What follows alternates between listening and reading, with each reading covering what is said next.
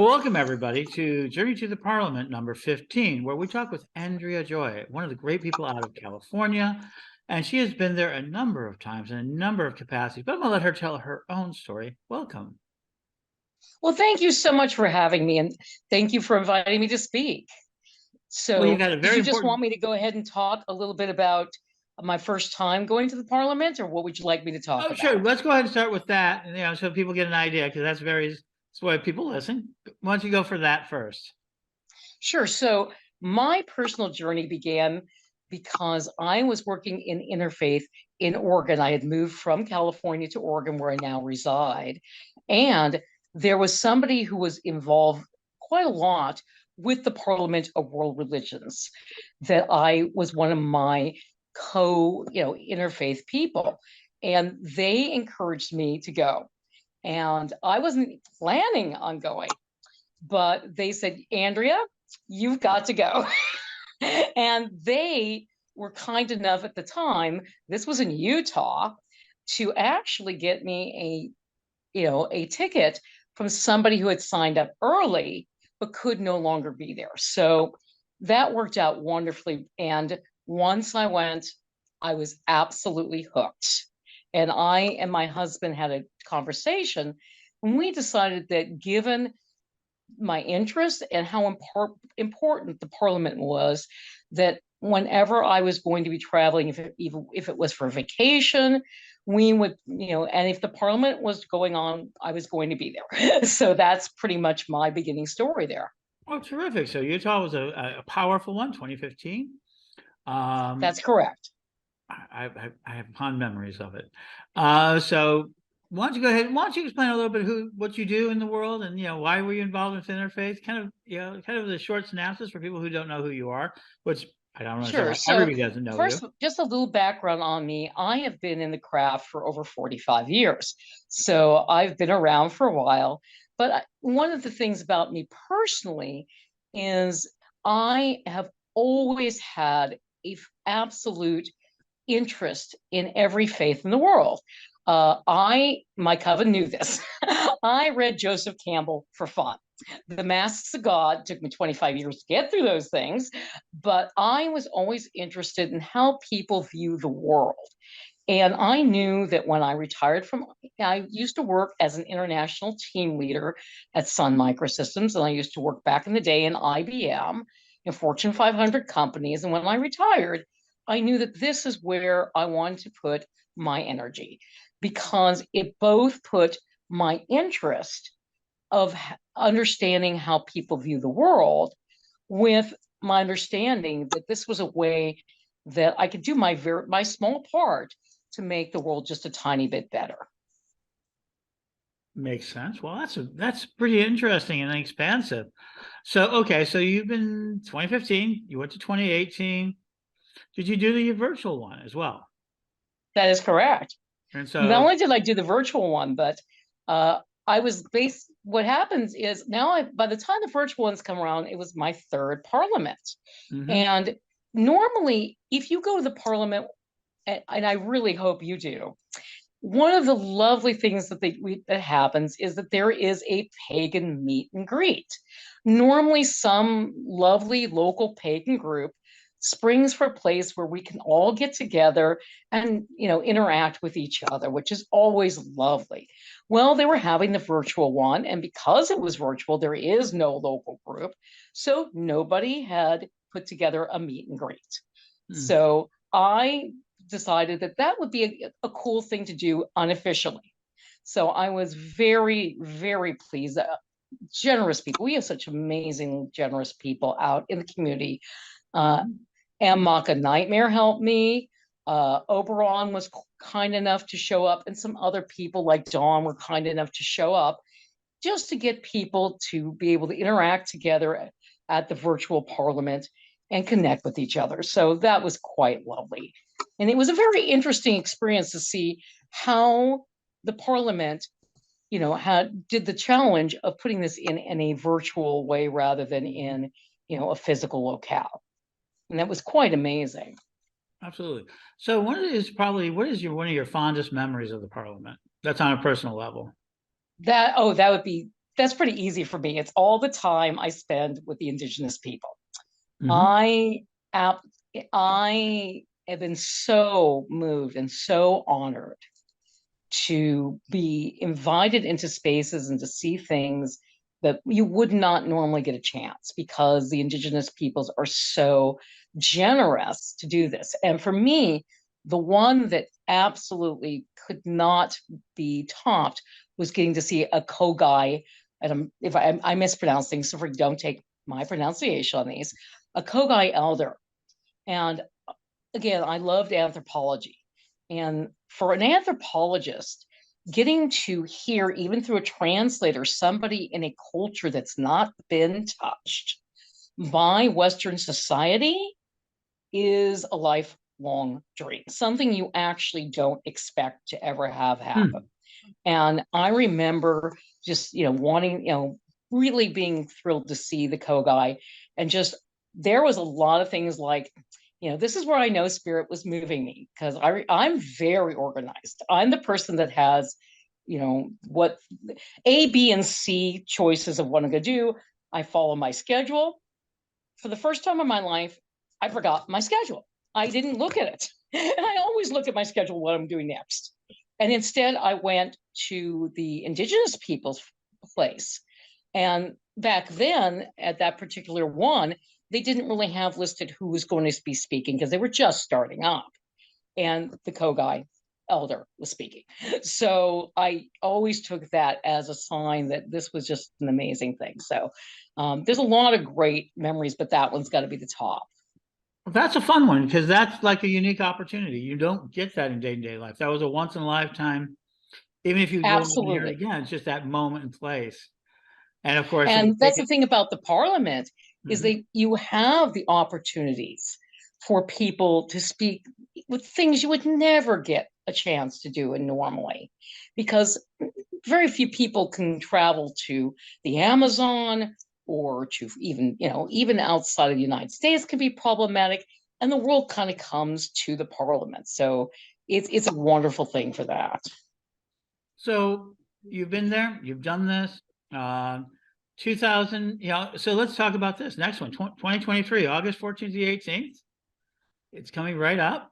I'm presuming that this is the where you're journeying next to. And so let me go ahead and talk about one of the things this time they're taking on a different tack. They're going to be at the McCormick Center, which is a huge place. I know it so well. But they are now, instead of like a lot of times it's about compassion and everything else, but they're now confidence and passion. Their theme is defending freedom and human rights. I think that's a very interesting one. I think it's a much more, I don't know, assertive language than they've had in the past. So, any thoughts on that? Well, I think that all of us would be, I think all of us are well aware that there are a lot of challenges right now. Hmm. And I think that the parliament is also well aware that there are a lot of challenges right now in the world and wants to be a voice of both hope and also be honest about the fact that we've got a lot of challenges. So to me, I think that this particular parliament is even more important than even ones in the past. Just because, the parliament works on a lot of things. You were talking about the justice stuff, but they also work on climate change and a whole other things. Well, there's a lot of things we can look in the world right now that I believe a lot of us would say that's just not just. I'm not going to name specific. I let that up to people. And I think it's super important that in Chicago, we're getting together. There's a lot of really important people that come to the parliament and and people listen to their faith leaders. So Hmm. I think it's a really great thing that when faith leaders come together in this way, it sends a very strong message. And That's you it. probably are aware that, the parliament just put out the Women's Task Force just put a very powerful statement out about what's going on in Iran as a great example of the kind Hmm. of thing that I would be very surprised does not happen in Chicago. Just saying that, hey, basically saying we believe that that they need to be removed from the United Nations because of the way they're treating women. So that's a really strong statement. And it's Hmm. the kind of thing where, the people who go to the parliament do have influence. So I think we're going to be seeing a lot of really important issues being talked about at the parliament, plus I, having fun at the same time. right. I think that was true. Like 2015 was a very Yep. strong statement. That had a lot more impact on a lot of people because that was very much the stand of the parliament to do women, earth, and always for people who are into the rights of indigenous people, they are always representative in the local areas. Always, and it'll be very interesting because in Chicago, we have a large community. Of some of it they came in, some of it from ages ago. So it's always an interesting process. And another thing about Chicago, of course, is that's where the parliament came back. So Hmm. there's this lovely symbology of going back to Chicago, where the Hmm. parliament came after originally the parliament started, and then there was a very large, I think like 100-year gap, and then it Absolutely. came back, and now we're going back again to Chicago. Oh, So and that's exciting. that's kind of a lovely thing. And that's a very exciting for me because it'll be 30 years between. I will have been involved one way or the other with Parliament for 32 years. That's amazing, Ed. So, Yeah. and it's been an amazing thing for our community to be Hmm. there. Oh, One of sure. the things that I can't underestimate is it has been really. I remember if you were to ask young me if pagans would be sitting with world leaders and being even listened to, I would have Mhm. laughed at you. Yeah. As a 16-year-old, I would look at you like you were from Mars. But yet, because of the work of the first people like yourself so Hmm. many years ago that stepped forward, we are now a voice. And I believe personally, we're an exceedingly important voice for the world because I think that as pagans, we bring a much needed different way of looking at the world. And Hmm. I would even say a way that is really needed now. That Oh, I we agree. don't see ourselves apart from creation, we see ourselves in relationship to it. And I think that that perspective is needed more than ever. And I'm sure that we're going to see a lot of cool things done by pagans and everybody else at the parliament. So absolutely, that is absolutely true. So I guess you made it really good because my last piece is why should people attend the Parliament? And you offered at least the first part of that. Do you have any additional thoughts on that, or any last thoughts Well, on that? yes, there's a couple reasons to attend the parliament. Another reason for attending the parliament is you're making a difference. It may seem, it may often seem that there's not much, that one person can do. But when we join together in something like the parliament, just by showing up, you literally are making a difference. So that's a lovely thing. Another reason is to allow yourself these amazing experiences. In Mhm. addition to, you can learn so much. You can have depending on what you enjoy, you can find something at the parliament. You can sit there and just observe if that's your nature. You can talk to individuals if that's your nature. There is usually world class music to listen to.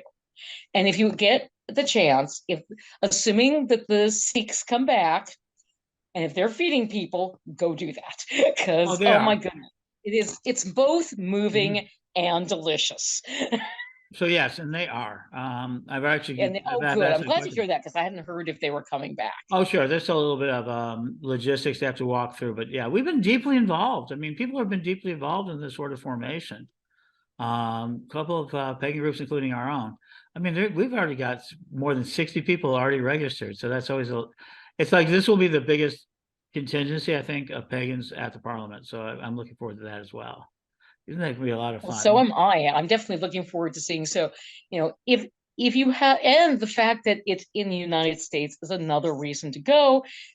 It's going to be much more economical because the parliament tries to move it around.